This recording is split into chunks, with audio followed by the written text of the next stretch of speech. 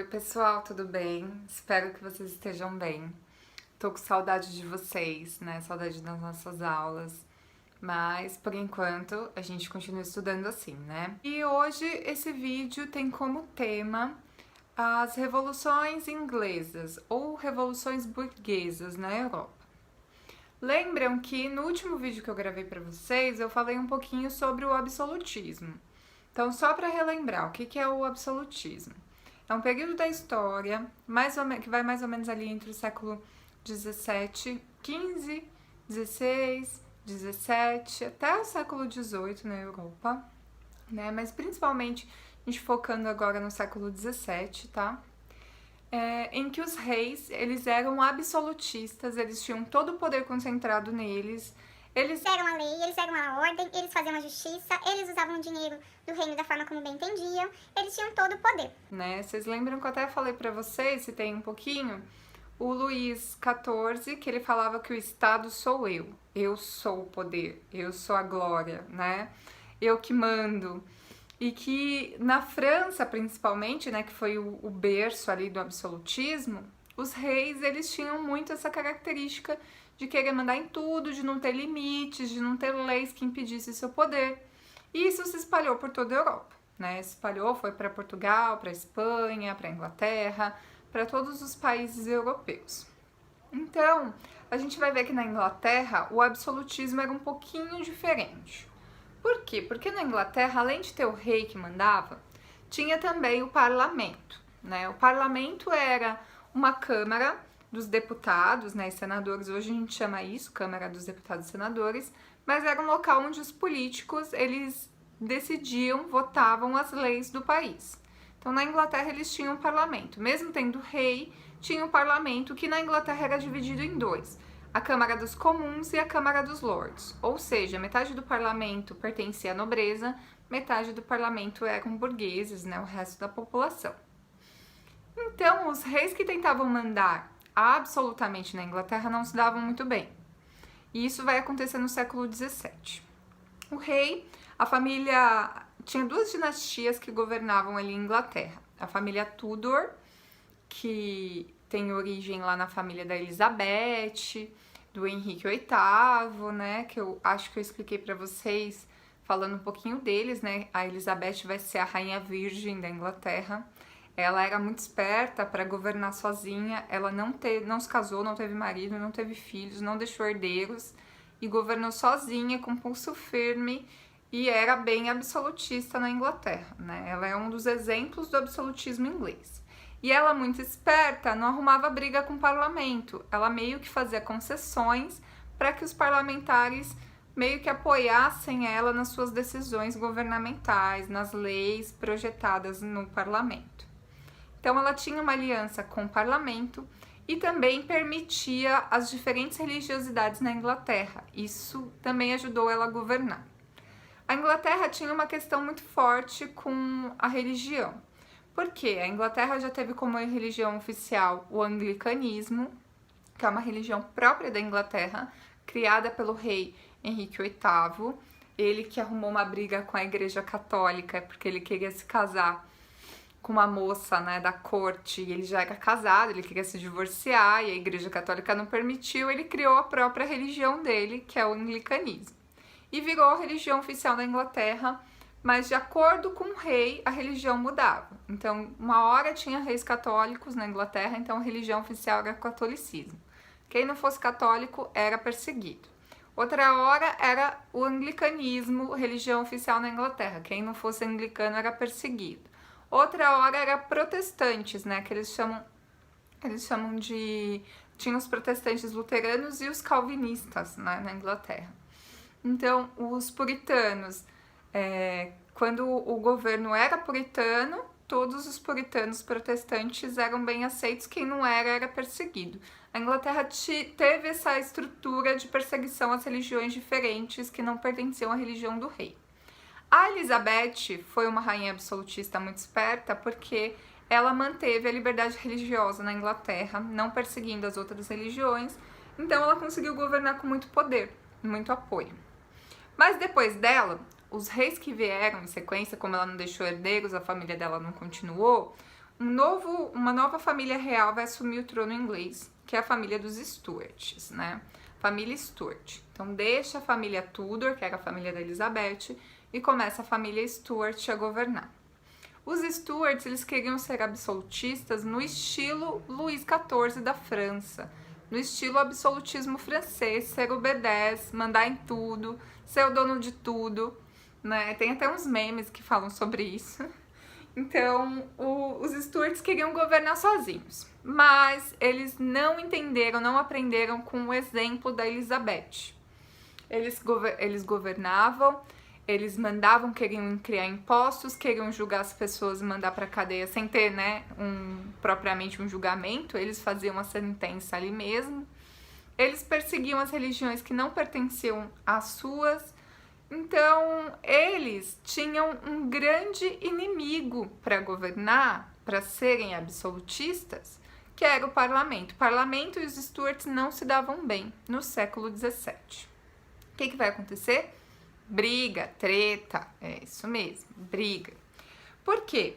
No século XVII, mais ou menos em 1628, o parlamento vai decidir criar uma petição de direitos, né? Tipo um documento que limitasse o poder dos reis, que fizesse com que o rei da família Stuart não pudesse criar impostos, criar as leis que ele quisesse, ele não pudesse fazer o que ele quisesse, que ele estivesse submetido às leis também.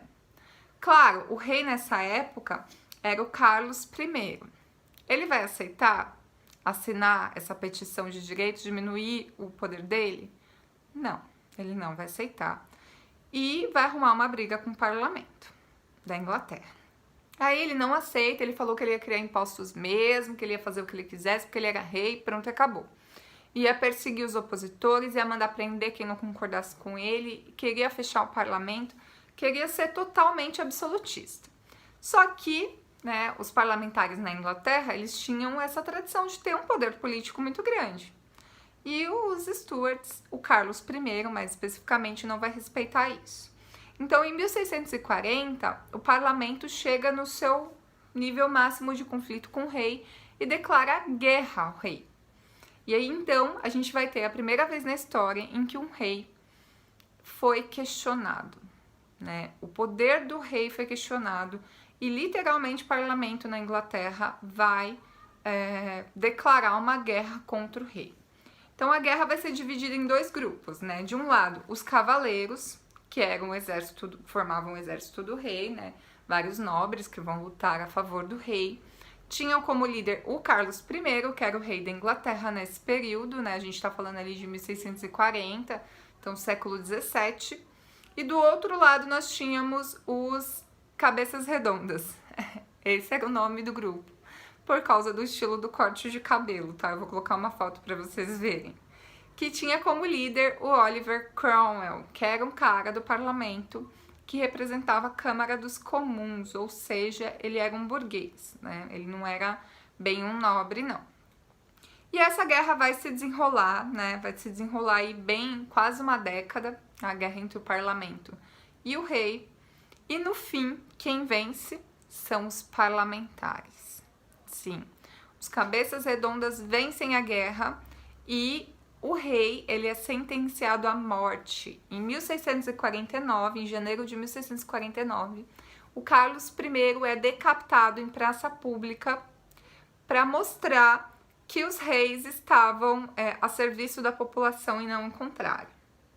Então, o parlamento decide decapitar o rei, acabar com o absolutismo na Inglaterra e decretar poder ao parlamento. Então, olhem isso, foi a primeira vez na história que a gente está vendo um rei completamente questionado e morto, assassinado pelo povo, né? Então, isso vai revolucionar o pensamento dos europeus. Por que eu tô falando isso para vocês? Porque isso vai influenciar os novos desdobramentos que eu vou explicar para vocês, que vai chegar até aqui o Brasil, vai chegar até a nossa cultura, a formação da nossa cultura. Então, por isso que é importante saber o que acontecia na Europa, né? A Europa ali é o berço da civilização ocidental, da nossa cultura e do que a gente pensa. Mas e aí, quem vai governar a Inglaterra se o Carlos I foi assassinado? Bom, eles vão estabelecer uma república chamada de República Puritana. Por que puritana? Porque quem vai liderar são os protestantes ingleses. E o líder mesmo, de fato, quem vai governar a Inglaterra nesse período é o Oliver Cromwell, o cara que liderou os parlamentares contra o rei e venceu o rei, né? Venceu o exército dos cavaleiros. O Oliver Cromwell vai governar a Inglaterra e vai beneficiar os burgueses nesse período, porque ele era um burguês, né? Então ele vai fazer vários tratados que beneficiam comércio, principalmente transporte marítimo. Ele vai investir em transporte marítimo. Ele vai declarar os atos de navegação em 1651, que determinava que todos os produtos que entrassem ou saíssem da Inglaterra tinham que ter metade da tripulação dos navios de ingleses, de pessoas da Inglaterra, e os navios que entrassem no porto da Inglaterra, mesmo que levando produtos de outras regiões, né, da Europa, tinham que ser navios ingleses. Ou seja, ele vai criar várias leis que vão beneficiar o comércio da Inglaterra, né? Isso vai ser bom para os burgueses, ele vai ter um apoio enorme e vai governar com muito apoio. Só que ele não era todo bonzinho, não. Uma hora ele governa com apoio do parlamento, né, aceitando as leis e regras impostas pelo parlamento. Ora, ele meio que desfaz o parlamento e governa sozinho. Então, ele era um pouco absolutista em alguns momentos, mas ele tinha aceitação popular. A população gostava dele, do Oliver Cromwell. E aí, depois que ele morre, o filho dele vai tentar governar, que era o Ricardo Cromwell, né? Não vai ser muito bom, ele não vai ser muito aceito pela burguesia, ele não vai ter mesma lábia política que o pai, né? Ele não vai ter essa aceitação toda. E aí, os Stuarts tomam de novo o poder na Inglaterra. Toda essa treta, toda essa briga para acabar com o absolutismo na Inglaterra. E o filho do Cromwell não dá conta do recado, não dá conta do poder, né? E deixa espaço para a família real voltar ao poder. Os Stuarts voltam. Né? Claro que não é o mesmo Stuart, porque o Carlos I já foi assassinado. Volta a família dele para o poder, né? Em 1660 até 1685, vai governar o Carlos II, né? O descendente do Carlos I. E depois do Carlos II vai governar o Jaime I, que era descendente também da mesma família Stuart. Ele governa de 1685 a 1688, fica 3 anos governando só. O Jaime II, o Jaime II, ele não vai se dar muito bem, não. Por quê? Ele começa de novo, não aprendendo com o passado, perseguir as religiões na Inglaterra, né? Na verdade, ele era católico, se eu não me engano, e estava perseguindo os protestantes, eu não sei muito bem não.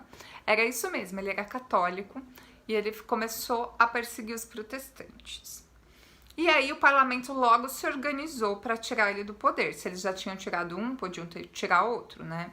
Então eles se organizam para tirar o Jaime II do poder e eles oferecem para o genro do Jaime II, olha a briga aí, o casos de família, gente, presta atenção no casos de família.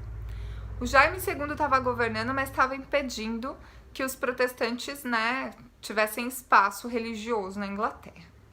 E aí o parlamento vai lá no genro do Jaime II e fala para ele, você não quer invadir não a Inglaterra e tomar o lugar do seu sogro? Aí o Guilherme, o nome do genro dele era Guilherme de Orange. O Guilherme, até quero, né, mas e aí, vocês vão me deixar governar? Aí o parlamento, a gente aceita você e apoia você tomar o poder do seu sogro se você aceitar assinar uma carta, petição de direitos, diminuindo seus poderes, para você não ter plenos poderes. E aí o Guilherme de Orange pensa, ele estava lá na Holanda, ele pensa e fala, não, beleza, firmeza, eu vou invadir a Inglaterra com as minhas tropas. E ele vai junto com a esposa dele, né, a Maria, a filha do Jaime, ela dá um golpe no pai, gente. A Maria, ela era protestante, o pai era católico, dava uma briga entre os dois. E ela, junto com o marido, toma o poder da Inglaterra e expulsa o Jaime II da Inglaterra. E aí o Guilherme cumpre sua palavra, ele assina a petição de direitos, ele assina essa declaração de direitos, né? Eles chamam de Bill of Rights, que é a Declaração de Direitos da Inglaterra, e limita o seu próprio poder. Então ele não podia criar impostos sem aprovação do parlamento, ele não podia perseguir religiões, ele não podia julgar, né, ninguém, condenar ninguém sem um julgamento formal. Todos os poderes na Inglaterra estariam limitados pela Constituição. Era isso. Nasce a partir do Guilherme de Orange lá na Inglaterra o que a gente chama de monarquia constitucional, que existe na Inglaterra até hoje. Tem a rainha na Inglaterra, mas ela tem poder sozinha? Não. Ela precisa do parlamento e quem governa de fato a Inglaterra é o primeiro-ministro da Inglaterra. Tem o parlamento, o primeiro-ministro e a rainha. A rainha tem poder político, mas não tem poder político sozinha. Tudo bem? Espero que vocês tenham gostado. Façam atividade. Beijinhos. Tchau, tchau.